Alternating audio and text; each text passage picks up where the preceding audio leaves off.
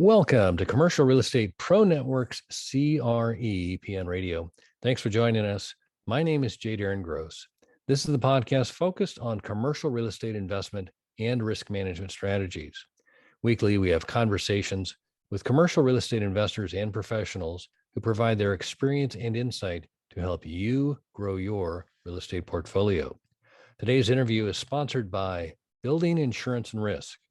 When you invest in real estate, you need to protect yourself and your investment from catastrophic loss.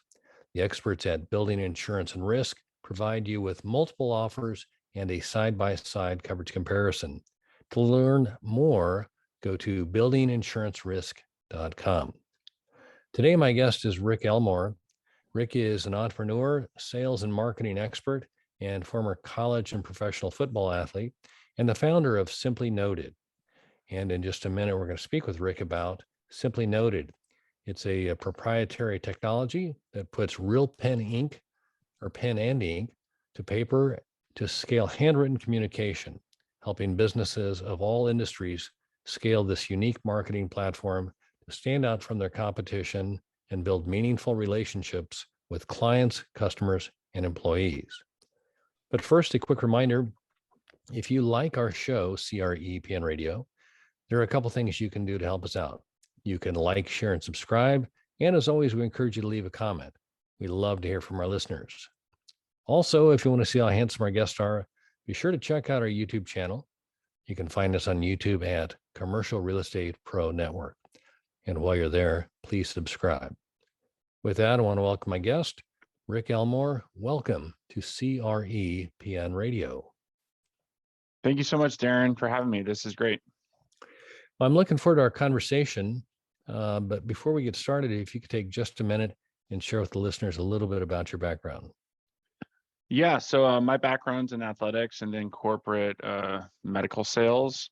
Was an athlete growing up, got a scholarship to play college football. Was very fortunate to have a pretty good football career for the University of Arizona, and then got to live out my childhood dream to play in the NFL for 3 years. After that, I really wasn't sure what I wanted to do. Thought I was going to play until I was 30, but like most athletes, they still were seeking that competitive type of environment. So I got into medical sales. Was again pretty fortunate to have a good career there. After about 6 years, I went back and did my MBA at the University Arizona Business School, Eller. And that's where the idea of Simply Noted began. And I was sitting in a marketing class trying to apply everything I was learning to my career at the time. And I had a marketing professor going over the success rates in marketing. Everything was super marginal. Email was like 9%. Direct mail was even lower, cold calling, knocking on doors. And then the professor, half-heartedly or jokingly said, "Hey guys, what still works in today's era is a good old-fashioned handwritten note. It almost always gets open with that 99% open rate." And I was like, man, that is a no-brainer. First the light bulb started going off. I'm like, that'd be kind of a cool tool to use, but how can you make it more efficient? How can you make it easy to do? Because I had 400 clients in my portfolio at the time. I was like, it's impossible to sit down and write 400 handwritten notes. So long story short, we got to work. I worked with the mailing house here locally, researched the world for technologies that would allow us to put pen to paper and scale it. And there really wasn't something that was off the shelf ready. There was something like an auto pen that the president uses, but it's really built just to do signatures. So over the last 4 years, we've dumped over $800,000, almost $1 million into the R&D of developing our own handwriting robot. And what we believe, after all the research that we've done, is we've built the best handwriting robot out there to put real pen to paper, to make every single handwritten note look like as if you just did it with your real handwriting. So yeah, that's a real high level overview of what we do over here at Simply Noted and how it got started. Wow. Well, I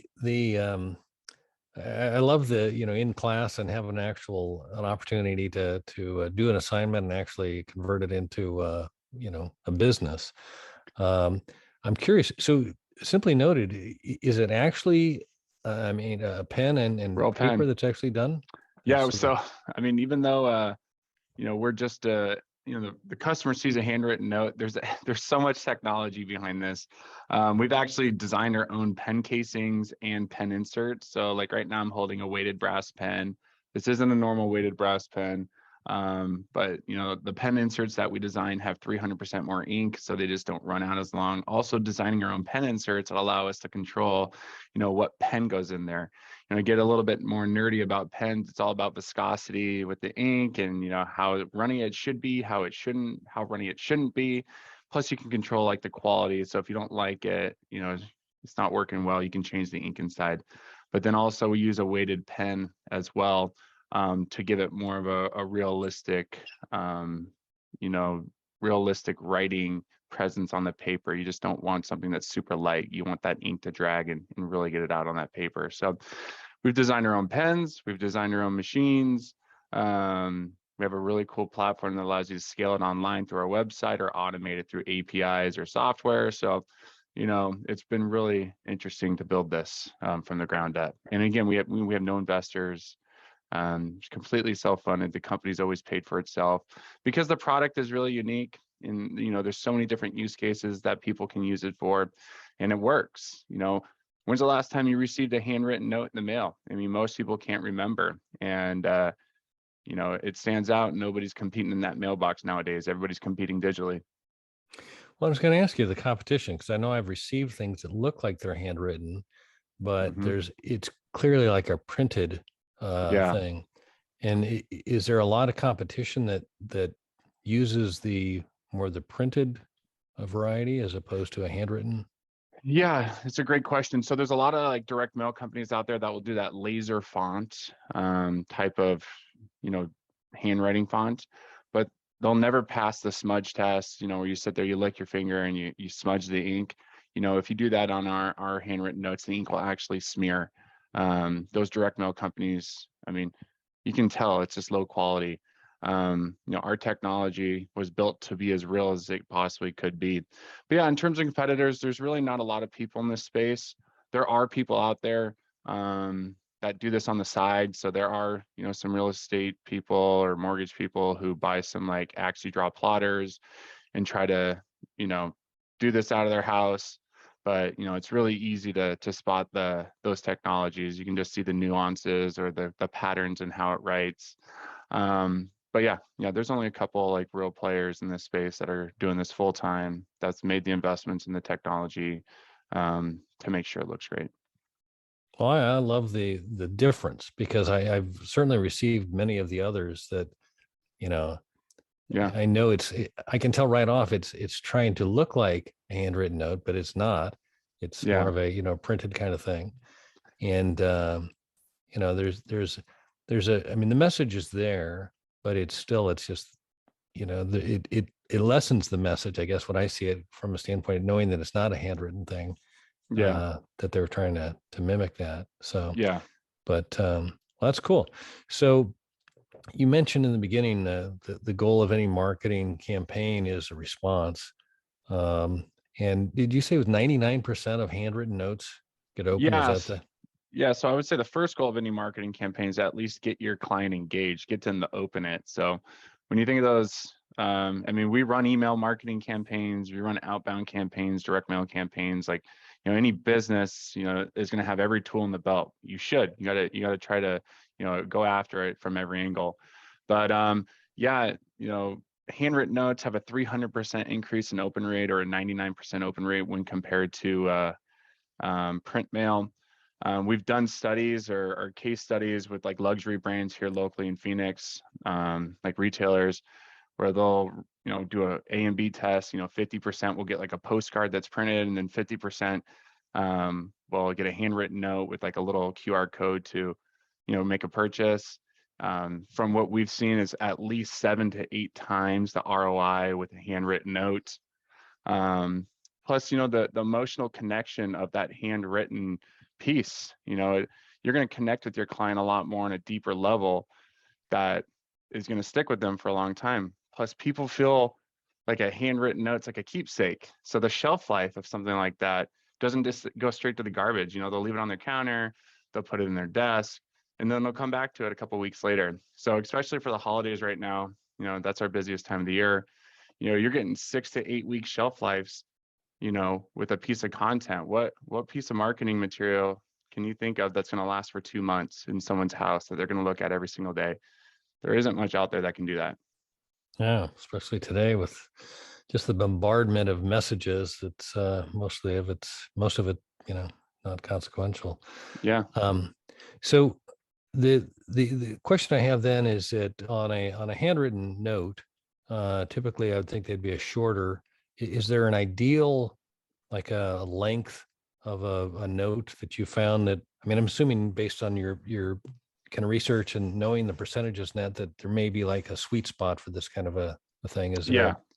Yeah, it's a great question. We always say short, or short and sweet's the best. We say 45 to 60 words. I always try to recommend for anybody who's using this for development, because I have a sales and marketing background. I know, like, my mind always goes to acquisition, even though we try to sell our clients on this as a customer relation tool. It's make an introduction, a call to action, make an ask. So who you are, what can you do for them, or why they should listen to you, or the value proposition, whatever you can give them that quick, hook, and then make an ask, kind of like buy you lunch, can we set up a meeting? Something short and sweet, because people's attention spans are like 7-10 seconds. So you got to make sure that you're not losing them in the fluff of all this material that they don't care about. It's who you are, how I can help you, can I talk to you, right? It's quick, boom, boom, boom.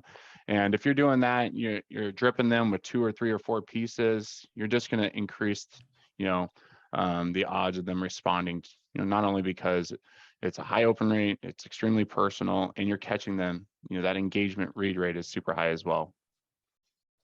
Oh, so is there a particular industry that you find this has worked well for or better for? So I would say, one of our biggest niches is real estate mortgage.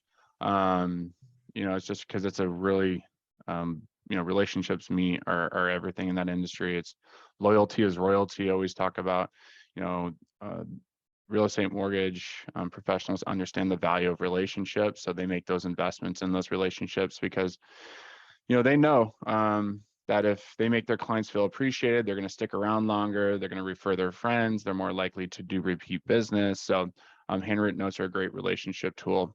But we work, and that's part of the problems of growing this business is you work the whole entire gambit of all niches, do everything from single, mom and pop shop real estate, people to, large enterprise companies, to online retailers, to home service companies, to nonprofits, to political, figures, to presidents of organizations. It's the whole, we run the whole board with the client base that we serve.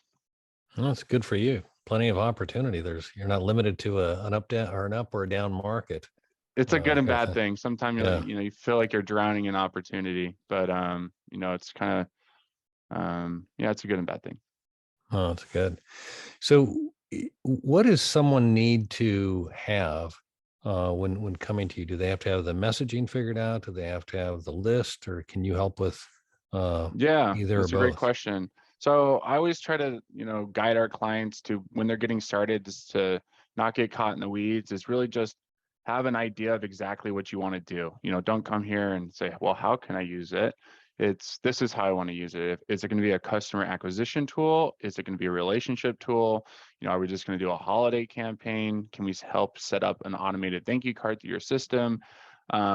Because that's another problem. We can work in so many different ways with our clients. So we always say, hey, like, how do you want to use us? Great, this is, and we'll help you walk the path of getting it done. But it really does start around data. You got to have your data. So if we're going to do like a one-off campaign, you got to have all your names and addresses in a spreadsheet. I think that's pretty standard. But if you want to automate it, we got to know what software you're using. Is it Salesforce, HubSpot, a billing system like Stripe or Square. We work through Zapier and API integrations to automate it for our clients, but mostly in real estate and mortgage, they're automating birthdays. They can use that tool on our website, sending thank you cards, anniversary cards, or they're doing like prospecting to their farm or their sphere to try to really, grow more business. Right. So you've got the data. Do you guys have any resources to help somebody get a list, or is that kind of upon them to bring the list? So we'll guide you and tell you there's just so many different tools out there. There's what is it, PropStream or Property Radar, Leads Please, or I mean, there's just so many ways to get good data for very inexpensive. We try not to do that because we don't want to be responsible for your list. We don't want to be responsible for pulling a list that you didn't want. So we'll guide you where to go. But yeah, I mean, we've been doing this long enough to know like all the things that need to be done. With our real estate investors, we do help guide them like, hey, like this is what we've seen work. This is what we haven't seen work. We'll clean your list. We'll run it through the NCOA, which is the National Change of Address, to verify that those homes or those residents are still in those homes, to optimize the delivery rate.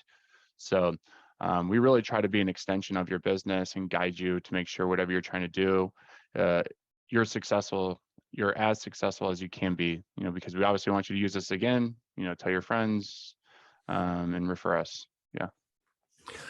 So let me ask you, I know little bit of marketing I've done is that there are those that will try a campaign, doesn't matter what it is. They'll try it once, they won't get a lot of response. They'll go, see, it didn't work. What's the frequency, or is there any kind of an ideal number of touches using Simply Noted, or is there any kind of a number of times that you've seen that it's or does it need to be multiple times? Yeah, it's a great question. So I always say Simply Noted is a great vehicle. We're going to get you to your end destination, but it's always up to you, to get your prospect to respond. If you're not selling a product that has a sense of urgency for them to respond, you're not giving them, a great deal or a promotion to respond. Like understand your product, your niche, your client, and make the best decision for your business. But, we're a great vehicle. We're going to get you there. In the real estate world, it seems like what we see our clients do is, 1,000 or more, is where you're going to see the right response rates, with that open rate of 99% and normal direct mail response rates anywhere, on the low end, like 1% to 4%, but with the handwritten, tripling the open rate, you can see anywhere from 4% to 12%, depending on how well your list is, how well it's targeted, how well your message is. So you got to know your from response, how many meetings you're going to book, right? Because there's attrition of bookings, because not everybody who's going to call is going to book, or they're going to avoid you or not follow through in the meeting, and then how you can close. But in real estate, just one deal is going to pay for our campaign 30 times. So that's usually why, we see a lot of real estate investors using our business. Got it. And speaking of cost, what is, I mean, I guess kind of the range, I guess, is there a minimum number of Yeah. letters, or can you set up to where you do a custom every time somebody has a prospect or something, they can feed it Yeah. to you, or how's Yeah. how's So that work? great question. Our website is built for anybody to use. So you can go on there, design your card, and send one at a time if you'd like. We do that for a few reasons. One, we want to be a platform that anyone can use. But two, most importantly, people want to try before they really make an investment. And we believe that if we leave our business open to anybody that can try it, not say, hey, you need to make a minimum purchase of $1,000. It gives us more visibility in the market. So anybody can use it. There's no minimums. We start at $3.25. That's shipped with a real 60-cent forever stamp, but the price goes massively down with volume. And that's why we get a lot of larger orders, because you're going to save a lot more money. And if you're using this, as is the way I think it should be intended, for a customer retention tool, you hit your whole client list once a year, twice a year, holidays, or you're using it, like you said, real estate. The ROI is just extremely massive, because the cost per piece is so low. Got it. And then what about the stamp from the post office? Is it coming from your address, or is it Yeah, where's the? it's a great question. So if anything ships out of Phoenix, there will be a Phoenix postmark. But for our clients that want a local postmark, all we do is we just put it in a box and drop ship it to you. so you can put it in your local blue box or post office. It'll be postmarked from where you're at. So if that's a problem, I would say like 5% of our clients have us drop ship, but if it is a problem, we just put them in a box and send them to you. No, I just love the fact that there's a solution, because I think that sometimes if you are trying to give that local feel that it is kind of build that relationship kind of thing, and then you get one from North Pole, Alaska or something like that. I was like, what? I thought you were here local, kind of thing. So Yeah. so there, the fact that you have that opportunity to work through that makes a lot of sense. That's great. Yeah. Yeah. So is there an ideal? I mean, so once somebody's tried it, they found the value in it. Is there an ideal or kind of a sweet spot number that you find more of your repeat customers, as far as the size of a campaign? Or you mentioned like 1,000 was where the open rates and that, or I guess the feedback Yeah. from the campaign. Well, yeah, for marketing, at least in real estate, that's where we just see our clients, they're doing 1,000, 2,000, 5,000, just because the response rates, booking meetings to their closing rate, that's what makes sense for them. But, I really try to talk about how this is a relationship-based tool.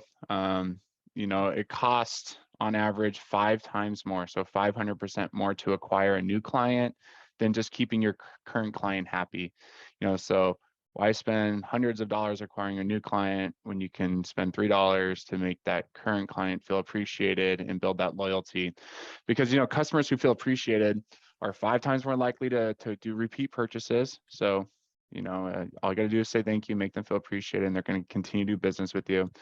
They're going to forgive you for mistakes or slow orders or anything like that. They're 4 times more likely to refer.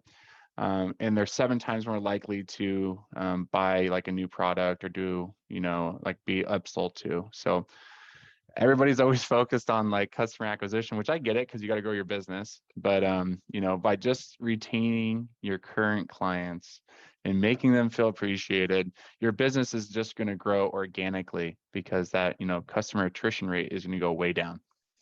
Yeah, no, that's a point made. I know it is the focus a lot of time of the new acquisition, but if you're losing all of the current clients, you're not really I mean, you're doing it wrong. So Yeah, you just have a leaky bucket you're trying to yeah, keep filled all the time, right? yeah, And I tell our reps that are like, anytime you have a new client, like you have to get them on the phone within 30 days. Like ask them how it went, ask them what they liked, what they didn't like.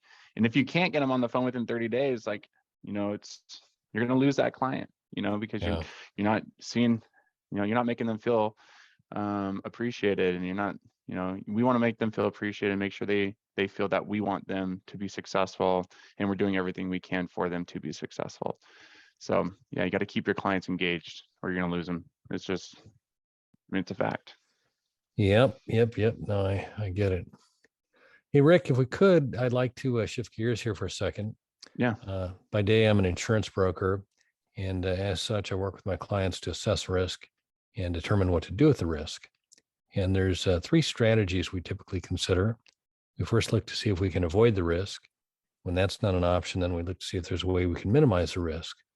And if we cannot avoid nor minimize the risk, then we look to see if there's a way we can transfer the risk. And that's what an insurance policy is. And as such, I like to ask my guests if they can look at their own situation. Could be their clients, investors, the market, political, however you'd like to frame the question, and identify what you consider to be the biggest risk. And again, for clarification, while I am an insurance broker, I'm not necessarily looking for an insurance related answer. Yeah. And so if you're willing, I'd like to ask you, Rick Elmore, what is the biggest risk? Yeah, it's a great question. I think, and I don't know if this is a cliche answer, but I think the biggest risk is not taking the risk. I was somebody before I started this business who was not a huge risk taker, was kind of like in my bubble. I stuck to a plan. I was very regimented and scheduled. I had that athletic background where your life is just completely booked for you, and really didn't know what was on the other side. And then being an entrepreneur, starting a business, doing anything, larger than yourself takes risk. The bad thing about taking risk, if you don't learn from your mistakes, so you don't learn from things that you failed in those risks, then those risks weren't worth it. But if you're taking risk and you're failing and you're learning and you're growing, then those risks are worth it. And that was something that, even when I first started, I really didn't understand, but it took me about a year to where I was like, I have to get outside my comfort zone. I have to take more risks. I have to try things I don't understand. And, fast forward 4 years, we have thousands of clients. We've built robots. We're building software, nothing I've had experience with, but it was me constantly living outside my comfort zone, taking those risks that has allowed us to scale this company to where we are today. That's awesome. I love the notion of I forget who it was, but somebody was asking the question, I think, of their kids about, how did you fail today, or where did you come up short? The Yeah. mere notion of like permission to try and Yeah. recognize you're not going to hit a home run every time, but just to have that sense it's okay to fail and try and learn something as you go. That's Yeah. good stuff. Yeah. So. And incidentally, I want to say that your website. I did go to your website while preparing for this, and I just love the animation there of the robots. There, it's pretty good stuff. Yeah. So, so Yeah, it's like people always ask, "Are these really handwritten?" I was like, "Well, kinda. Like they are yeah, written by pen, but they are done by robots." Yeah. If yeah. you go to my LinkedIn, you can see we have videos of them. This current website was built about 2 years ago, and we're rebuilding the web app right now, including the design. But yeah, if you go to my LinkedIn, you can see a bunch of videos of the new robots writing. It's pretty neat. Well, that's awesome. Hey, Rick, where can listeners go if they'd like to learn more or connect with you? Yeah, great question. So I'm on LinkedIn basically all day. So on LinkedIn, you just look up Rick Elmore or Simply Noted, and I can be found. Or you can go to simplynoted.com and you can just hit request a sample, and we'll send you a bunch of information. And then myself or one of our sales team will reach out to you. And but we do a really good job. We send you a really nice kit. I don't know if you can see this, but we put together a really big, 10 by 13 folio with I think there's 9 writing samples, case studies, flyers, pricing, a bunch of stuff in there. So we do a really good job of getting you the information before you even make a purchase.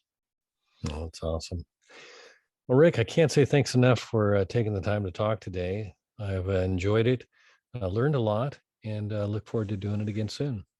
Yeah, I really appreciate you allowing me to come on. Thank you so much, Darren. You got it. For our listeners, if you like this episode, don't forget to like, share, and subscribe. Remember, the more you know, the more you grow. That's all we've got this week. Until next time, thanks for listening to Commercial Real Estate Pro Network's CREPN Radio.